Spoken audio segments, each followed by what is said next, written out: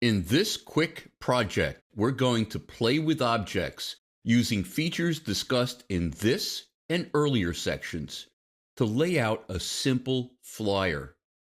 If you'd like to follow along, go under the File menu to Open, and in the Working Files, go to Chapter 4 to a file called Play with Objects and just click Open. We're going to start by selecting the headline frame, but I'm going to use my direct selection tool, the white arrow, to click on just the bottom line segment of the frame. Click on that line segment and just hit delete. So now I have a frame with only 3 sides. I'm going to do the same thing with this photospin.com graphic. I'm just going to click on the top of the graphic frame with my direct selection tool and just hit delete. So now I have a 3-sided graphic frame with an image still in it. I'm going to go back up to the top frame and I'm going to add rounded corners. I went to my selection tool and clicked on the object, and I'm going to go to Object, Corner Options, and there's only one available, only one field. And the reason for that is when you have an object that is not closed or it's an unusual object, it's only going to give you one setting because it's going to do the same thing to every corner that it finds.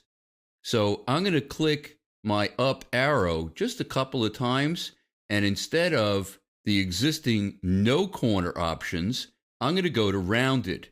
So I have a 0.25 inch radius rounded corner in those top 2 existing corners.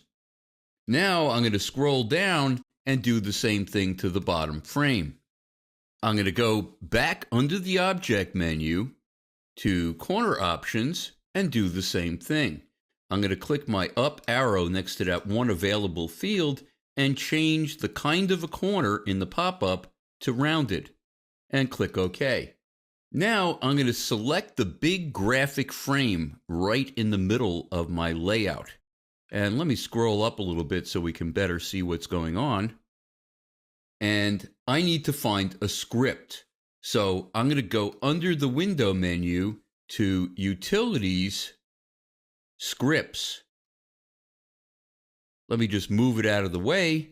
And in the Application folder of the panel, I'm going to hit the little disclosure arrow to the left of that listing and go into the samples by hitting the disclosure arrow next to that and go into JavaScript. Now I'm going to scroll down in the panel to find something called Make Grid. So I already have my object selected, and I'm going to double click on Make Grid. And I want to make a grid that has a certain number of rows. How about 4? And I want to make a certain number of columns. How about 3? The row gutter and the column gutter, I'm going to leave them as they are. For frame type, instead of unassigned, which it does by default, I'm going to choose graphic. So it is still going to be graphic frames. Then I'm just going to click OK. And I end up with what looks like a window. But I want to bring an image into all of my individual frames as if it was a single frame. Well, let me go to my selection tool and click and drag across all of these frames with the X's through them. And I'm going to go under the Object menu to Paths and choose Make Compound Path. This will make all of these paths act as a single path. And you can see the X is going through all of those individual window panes. Now I'd like to bring an image into my window. So I'm going to go to File, Place, And I'm going to need to navigate to the links folder.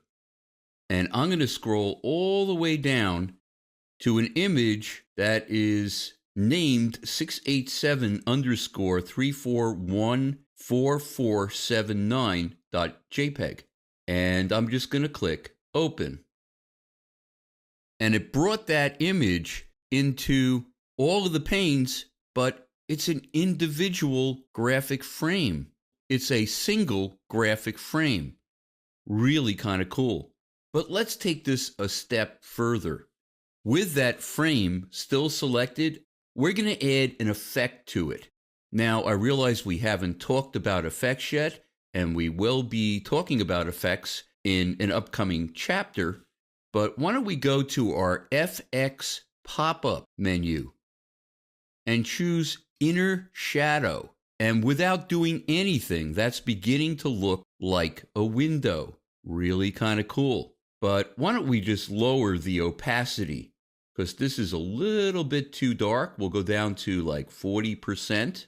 And the other thing I'd like to do is increase the distance a little bit. So I'm going to click the up arrow next to distance a couple of times. And also make the size of the shadow a little bit bigger. So I'm going to click the up arrow next to size. And that is really kind of cool. In the next lesson, we're going to begin discussing working with text.